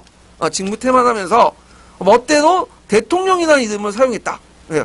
이 사람이 대통령 되게 좋아했어요. 집착하고. 근데 물론 대통령은 대통령인데 공무상 대통령 쓴 게 아니라 사적으로 계속 그걸 쓰고 다녔나 봐. 저 여자 꼬실 때. 이 사람이 그 대한민국 국민회에서 돈을 받잖아요. 그러면 일부만 임시정부 주고 나머지는 자기가 다 이용을 하고 여자 꼬시고 막 그래가지고 난리가 났었어. 그래서 그 내용을 원서를 보면 직무태만, 그 다음에 그 독립자금 유용, 이런 내용도 다 있거든요. 자, 그래서 있고, 그 다음 임시정부에 선거를 잡으면 마음대로 착복했다. 등등. 이게 실질적인 내용이야. 그게 이제 그 심포샘의 그 원문 사료가 있어요. 그거 보시면 그 내용이 있는데, 그래서 이제 요걸 이제 탄핵 사유를 그 이승만이 윌슨에게 어떤 우리나라 위임 통치를 건의한 그 내용을 쓰면 틀릴 수가 있어. 배경이야, 배경. 자, 그 다음에 이제 또 물어보는 게 뭐냐면, 이은 이후에, 박은식이 이제 그 당선됐잖아요. 국무총리가 되고 나서, 이거 대통령제가 문제가 있다. 그래서 2차 개헌을 하죠. 그래서 2차 개헌의 지도체제는 뭘로 해요? 대통령제를 국무형제로 바뀌게 되죠. 예. 그 다음 3차 개헌은 국무형제가 불완전하니까 이걸 다시 국무위원을 중심으로 집단연합체제로 바뀌게 되죠. 이게 3차 개헌 내용이고요. 그 다음에 디귿을 소집한 배경을 기획과 관련돼 갖고 말해보시오. 자, 이승만이 아까 전에 미국 대통령 윌슨에게 조선을 국제혁명 위임 통치할 것을 청원한 사건이죠. 이게 그 전에 있었던 사건인데 나중에 그때 가서 이제 알려지고, 그 외에도 이제 또 뭐냐면 이승만 외교 독립도 주장했는데 이게 처음에 했다가 잘 안 됐잖아. 이런 것도 쓰시면 되고요. 예. 그래서 여기 답안은 예시 답안이기 때문에 그 근거만 있으면 다 답이 될 수 있어요. 자, 그러면 임시정부와 관련된 내용, 초창기 임시정부와 관련된 내용을 이제 좀 보면, 조선의 과거제도 좀 보고 넘어가겠네요. 이거 보려다가 이제 넘어갔는데 18페이지 잠깐 펴보세요. 자, 조선의 과거제도는 고려시대보다는 적지만 좀 나올 가능성이 있어요. 수능이나 한국사 능력이 나오기 때문에. 자, 관리 유명한데 능력과 시험을 중시했고, 작가와 문과보다 문과를 우대받았고요. 18페이지. 문과는 이제 크게 속과와 대과로 나누죠. 근데 이제 대과를 또 문과로 봐요. 또 문과를 속과 대과로. 넓은 범위의 문과는 속과까지 소문낸 거고, 큰 범위의 문과는 작은 범위의 그 문과는 대과만 한정돼서 얘기하는 거죠. 자, 생진과하고 그 다음에 무슨 과가 있어요? 진사과가 있죠? 그래서 두 단계 초시와 복시호 있고요. 그 다음 문과는 이제 고시 중에 가장 수준이 높고 고급 부분만의 등용문인데, 그래서 이제 초시, 복시, 전시가 있어요. 신년시는 이제 보죠? 이것도 3단계로 또 나눠져 있어요. 그래서 또 별시가 있죠? 따로따로 보는 거. 네, 이런 식으로 했다. 그 다음에 문과 같은 경우에는 이제 초시, 복시, 전시. 그래서 이제 조선시대 때는 항립이 됐고, 문무양반제 항립 기여했고, 국가재정을 보완하고, 신분상승 이용했다. 이런 것들 쓰시면 되고. 자, 작가 같은 경우에는 이제 기술과에서 예전에 기출로 한번 나왔긴 했는데, 역가, 을가, 은양가, 율가. 그래서 전시가 없이 이제 초심화, 복심화 있고요. 중인들이 받고요. 기타 외에는 청거, 음서, 치제 뭐 이런 것도 있는데 조선시대 특징은 뭐냐면 어떤 시기든 시험을 보고 들어가야 돼.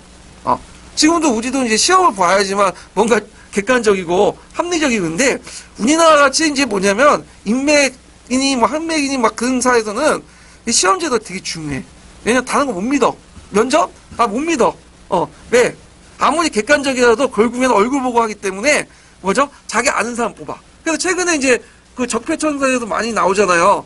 회사 시험 봤는데 공기업 봤는데 여러 가지 자기 친척들 뭐 아는 사람들 해갖고 아드마에서 다 면접 통과시키고 합격시키고. 그래서 이제 그 기관제들이 이제 항상 주장하는 면접 시험 우리가 못 믿는 이유가 뭐 때문에 그런 거죠? 인맥이 많이 작용됐기 때문에 그러잖아요. 그래서 못 믿는 시험이야. 그래서 조선시대 특징은 뭐냐면 어떤 선발제도든 심지어는 음서제도든 한 번은 뭐 해야 돼요? 지필시험을 봐야 돼. 이런 것들이 특징이 있다.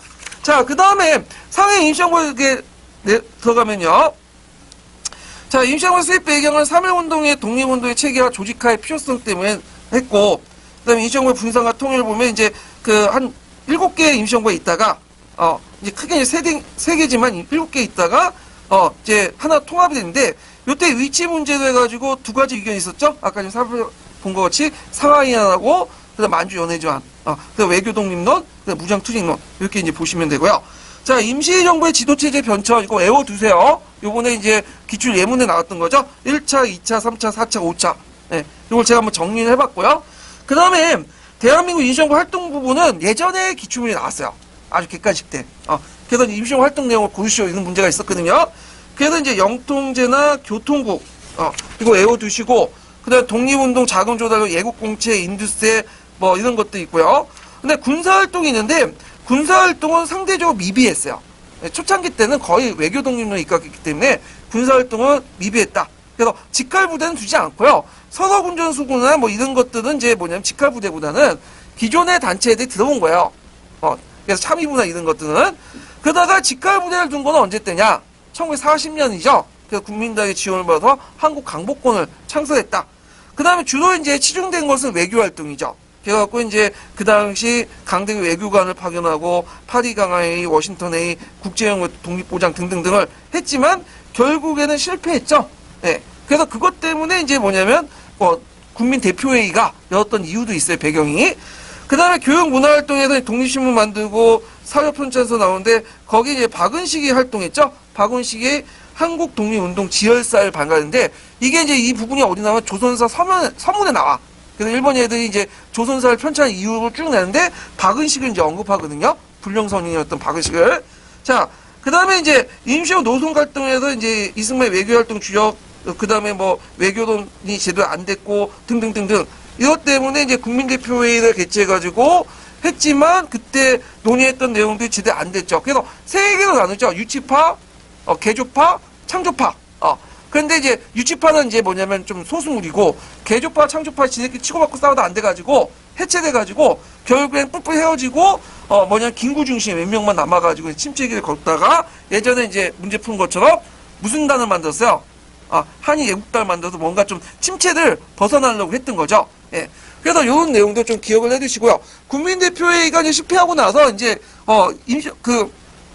임시정부는 일종의 일개 독립운동단체 격화됐어요. 그래서 꼭 정부라는 것이 필요 있냐? 정부보다는 당이 필요하다. 그래갖고 이제 그때 유일당 운동이 나죠. 그래서 이당 치국 안창호가 주장하고 그래서 당도 여러 개 있으면 안 되죠. 그래서 이제 그 소련이나 이런 것처럼 일당 일국주의를 내세워갖고 유일당을 만들어가지고 통합을 하자 했지만 이런 것들이 실패하고 말죠. 요번에 시험 문제 나왔던 것이 그거고 이때 이제 몇 차 개헌 때죠? 이때는 3차 개헌 때요. 예, 이런 것들 연결시켜서 좀 보시면 돼요. 자, 그 다음에 이제 보너스 문제 볼게요. 보너스 문제는 제가 이제 뭘 많이 냈냐면 뒤에 6차도 그렇지만 미국의 현대사 부분을 좀 많이 냈어요. 요즘에 이제 미국 그 정치사 부분이 이제 많이 나오는데 되게 이제 최근에 추세를 보면 그 근현대사 부분이 이제 뭐가 많이 나 독일사하고 미국사 많이 나오거든요. 특히 독일사 많이 나오고 주로 미국사 약간 나오고 있는데 자, 그러면 3번은 이제 보면 3번 가와 나에 나타난 미국의 대외정책과 관련된 사료인데 이걸 차이점을 각각 서술해보고 두 정책이 세계 질서에 영향을 미쳤던 것을 말해보시오. 이렇게 관련된 내용이고, 그리고 가선언이 배후가 됐던 정치 이동의 명칭과 내용을 써보고, 가선언 이후에 공포된 미국의 서유도 경제 원조 정책 명칭을 쓰시오. 약간 기출과 관련돼갖고 한번 연관된 문제인데요. 자, 거기에 이제 가는 그리스와 터키의 무장 공산주의자들이 날뛰니까 안 되겠다 해가지고 트루먼 대통령이 공포했던 트루먼 독트리죠. 예. 그 다음에 이제 나는 뭐예요? 미국과 동맹을 맺은 국가나 이런 것들 나는 핵무장 위협을 할 경우만 우리가 핵 우산을 보호해주고 그 문제는 알아서 해라. 이건 뭐죠? 닉슨 독트리야. 예. 그럼 가와 나는 좀 약간 경우가 다르잖아요. 자, 그럼 차이점 뭐라고 쓰면 돼요? 가는 공산화된 가능성 있는 국가에 대해 적극적 군사적, 경제적 지원을 밝혀 공산화를 차단시키려고 했던 거고, 그럼 이에 반해 닉슨 독트리는 베트남에 있는 미국 병력을 철수해 더 나아가서 아시아 각국의 수소 자국 해방을 정려화도 주장했다. 이렇게 쓰시면 돼요. 예. 그래서 이제 요거 차이점이 있다는 거. 그럼 두 정책에 영향을 쓰려면 트루먼 독트리는 냉정체제 형성을 가속화시켰고, 닉슨 독트리는 냉정체제를 완화시켜 덴타트로 나가는 그 길을 열었죠. 이런 것들 차이가 있다. 그래서 그 트루먼 독트리하고 닉슨 독트리 그런 걸 차이가 있다는 걸 좀 봐두시면 되고요. 그 닉슨은 요번에 한번 문제 나올 가능성이 있어. 닉슨하고 우리나라하고 정치사하고 관련된 게 뭐냐면 공통점이 뭐야? 탄핵을 받았다는 거죠. 탄핵을. 박근혜는 탄핵이 됐고, 근데 닉슨은 이제 워터게이트 때문에 이제 탄핵을 받았는데 끝까지 대통령 지키려다가 부인하고 막 부인했죠. 어쩔 수 없이 뭐냐면 물러났어. 탄핵은 안 됐어. 이 사람은 탄핵은 받았지만 상원까지 가려가다 상원 직전에 물러났어. 이 사람 좀 현명한 거죠. 그래서 이 사람은 나중에 기소도 받고 재판까지 받았지만 그냥 뭐냐면 벌금형인가 기소유예 정도 해갖고 그냥 물러났고 감옥서까지 안 갔는데, 멍청한 사람은 계속 주장을 끝까지 우기다가 뭐냐면 이제 감옥서 가고 있는데, 이게 닉슨하고 또 박근혜 또 차이점이죠. 제대로 상황 파악을 못했던 거죠. 박근혜는. 자, 하여튼 이런 차이가 있기 때문에 닉슨도 한번 나올 수가 있어. 이 상황이. 자, 그래서 이제 있고, 이때 이제 그 트루먼 독트리의 그 정치 이론이 뭐냐면 도미노이에요. 예. 도미노 아시죠? 이렇게 쭉 넘어뜨리는 거 하나 쭉 하면 이렇게 옆으로 막 해갖고, 만약 그리스와 터키가 공산화되는 걸 놔두면 이것이 전 세계에 퍼진다는 거죠. 그리고 이게 도미노 이론인데, 이것이 이제 그 덜러스 국무장관이 주장했던 내용이거든요. 예. 이 덜러스 국무장관이 주장하는데, 이 도미노 이론이 또 적용됐던 게 뭐냐면 그 베트남 있죠? 미국이 베트남 참전에 그때 그 정치 이론이 도미노 이론이에요. 예. 뒤에 문제 또 내는 건데 똑같은 이론이에요. 예. 그래갖고 이제 베트남을 공산화 놔두면 어디까지는 캄보디아, 라오스 그 부근에 있는 나라들이 다 동남아시아 쪽이 뭐야? 무너져가지고 공산화된다. 그러니까 베트남을 공산화 못하도 막아야 된다. 그 이론인데 이게 베트남 전쟁 때 처음 나온 게 아니에요. 이미 1945년, 46년 2차 세계 끝난 이후에 계속 그런 게 나왔어. 냉정체제가 시작될 때. 자, 그리고 이제 가선언 이후에 공포한 미국의 서유 경제 원조는 뭐죠? 마셜 플랜이죠. 마셜 플랜. 그래서 그 당시 2차 세계대전 이후에 서유럽이 경제에 타격을 받았어. 그래서 이제 못 먹고 못 사니까 그때 이제 미국이 무슨 생각을 했냐면 못 먹고 못 사는 동네에서 항상 뭐가 나와요? 사회주의 확산된다. 그러니까 이제 경제 부흥을 통해서 사회주의 확산을 막아야 된다. 이런 것도 있고요. 자, 4번은 이제 뭐와 관련된 거냐? 방등회의죠. 예. 그래서 방등회의는 이제 그 뭐냐면 나올 때가 됐긴 했는데 임용시험에는 한 문제도 안 나왔거든요. 그렇지만 수능에는 가끔씩 언급이 돼요. 그래서 거기에 밑줄친 이제 다른 회의 별칭은 반둥회의와 관련된 것이고요. 개최방법은 아시아 아프리카 신생 독립국이 제3세계 형성을 이제 하기 위해서 만들었고, 그 다음에 원칙과 명칭 내용은 평화시원칙 있죠. 예. 그래서 이 평화시원칙 다 쓰라고 하면 너무한 것 같아서 그냥 세 가지만 쓰라고 했는데 한 두세 가지만 외워두세요. 그냥 다 쓰라고 나왔겠어요. 아마 그 두세 가지만 쓰라고 하겠지. 예. 그래갖고 이제 뭐 기본적 인권과 국제연합, 현장 존중, 주권, 영토 보전, 인종 및 국가사회 평등, 내정 불가성 등등등등 한 10가지가 되느냐 3가지 정도 외워두시면 되고요.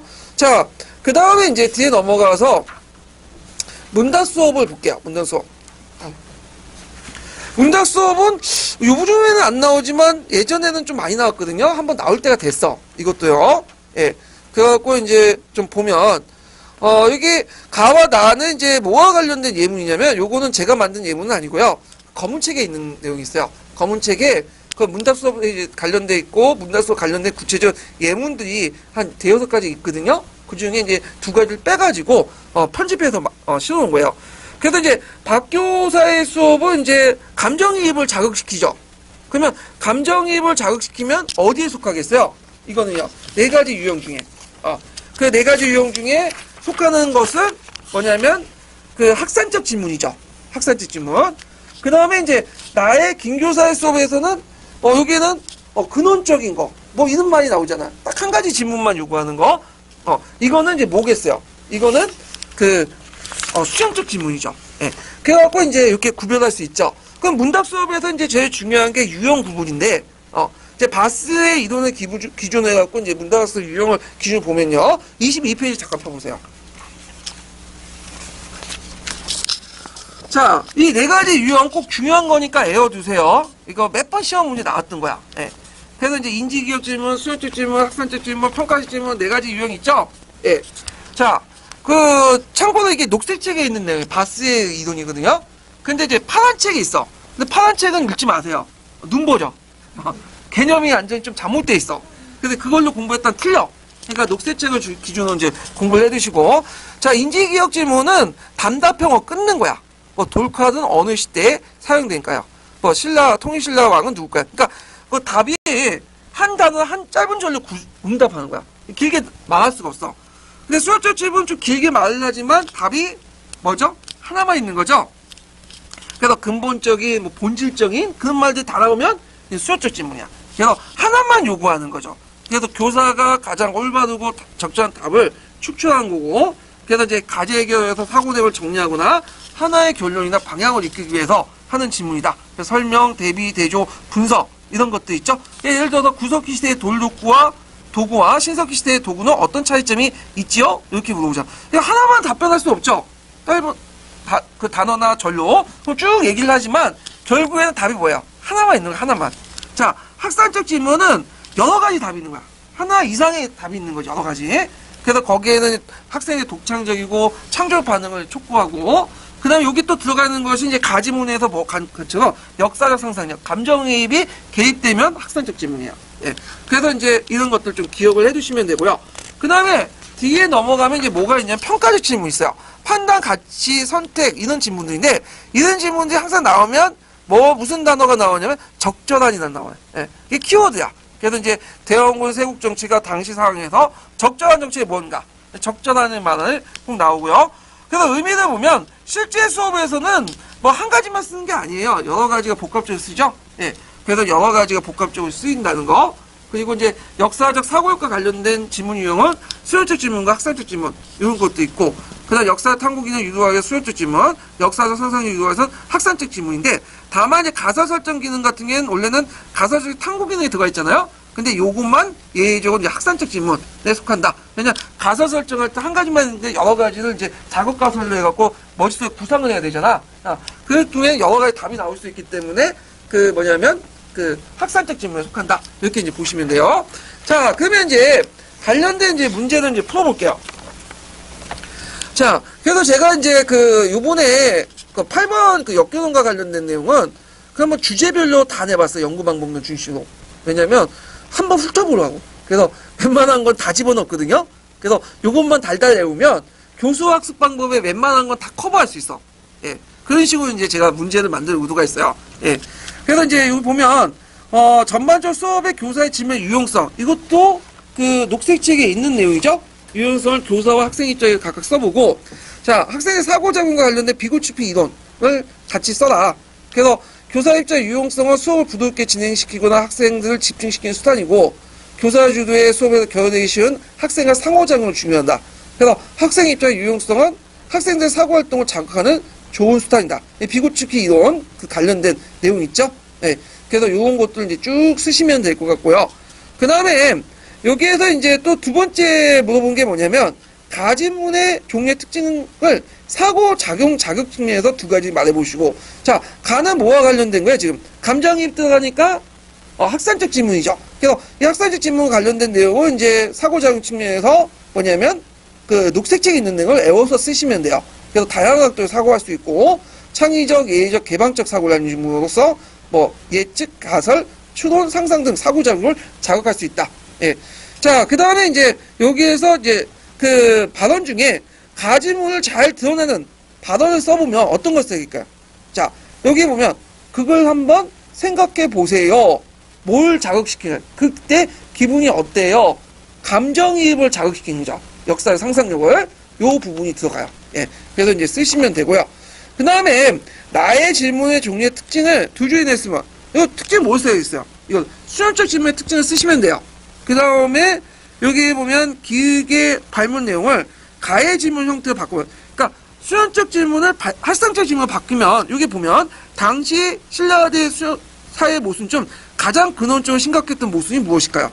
그 중에 뭐만 빼면 돼요. 그냥 쉽게 생각하면 근원 빼면 되죠. 그래서 당시 신라대 사회의 모순이 무엇일까요? 여러 가지 반응이 나오죠. 근데 여기에다 좀 위태위태하다고 생각하시는 분들은 여러 가지 다양한 이런 것들 좀 부사적인 내용을 좀 쓰시면 답을 다양하게 유추할 수 있겠죠. 예. 자, 그 다음에 이제 여기에서 이제 니은과 디귿을 질문할 때 질문의 전략을 어떻게 세우는지 각각 서술해 보시오. 여기는 이제 제가 이제 녹색책에 있었던 그 내용 중에 뒷부분을 잘 안 보는 부분을 내봤어 한번. 왜냐면 또 보다가 그 기출 또 보다가 학생들 그 수험생들 요것만 공부하겠다 생각하면 또 겉다리를 내거든 가끔마다 출제자들이. 그래서 이제 거기는 녹색책의 이제 내용의 이제 이야기 수업과 이제 토론식 수업을 질문을 할 때 어떤 전략을 할 것인가.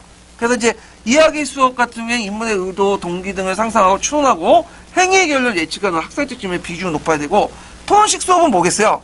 대조, 비교, 분석 등 수험적 질문을 비중이 높아야 돼. 왜냐하면 이제 대립 논쟁식 수업이나 토익 수업이나 결국에 문제 해결이나 뭐 자기 주장을 딱 뭐냐면 확립하거나 결과적으로 답은 뭐예요? 한 가지잖아. 그러니까 이것은 수련적 질문이고, 이야기 수업은 아까 내러티브의 특징이 뭐죠? 여러 가지 반응을 이끌어내죠? 그러니까 질문 형태도 뭐예요? 발산적 질문이겠죠? 예, 그러니까 학산적 질문이겠죠? 요렇게 이제 생각을 해보시면 쉽게 이해를 하실 거예요. 자, 그 다음에 문답식 수업. 이게 요때 문답식 수업은 이야기 수업, 토론식 수업은 질문을 이렇게 이제 들어가는 게 아니라 질문 위주의 특별하게 문답식 수업 모욕을 이제 할 때 얘기한 거야. 그럼 사고할 때 자극하는 방법은 뭐냐? 그럼 자료 읽기, 보기, 듣기를 함께 해놓으시는 거야. 그래갖고 이제 주로 뭘 이용하냐면 동영상 자료 같은 거 있죠? 이런 것, 시각 자료, 이런 걸 같이 활용해야 된다라는 것이 녹색책에 있어요. 그래서 질문과 함께 이런 것들을 같이 하면 효율적이다. 그냥 암기해 두시는 게 좋을 것 같아요. 예. 그래서 이제 문답 수업 같은 경우에는 시험 문제에 자주 나오는 비중이기 때문에 되게 비교학습 안 나오면 뭐 문답학습 이렇게 이제 왔다 갔다 하거든요. 그래서 제 생각에는 이 문답 수업이 한번 나올 때가 또 됐어. 얘가. 예. 그래서 문답 수업 부분도 4가지 유형도 꼭 외워두시고 그 겉다리도 그 뒤에 학습 전략 부분도 같이 외워두시는 것도 좋을 것 같아요. 자, 그러면 오늘 이렇게 수고하셨고 내일 뵙겠습니다. 예. 집에 잘 들어가세요.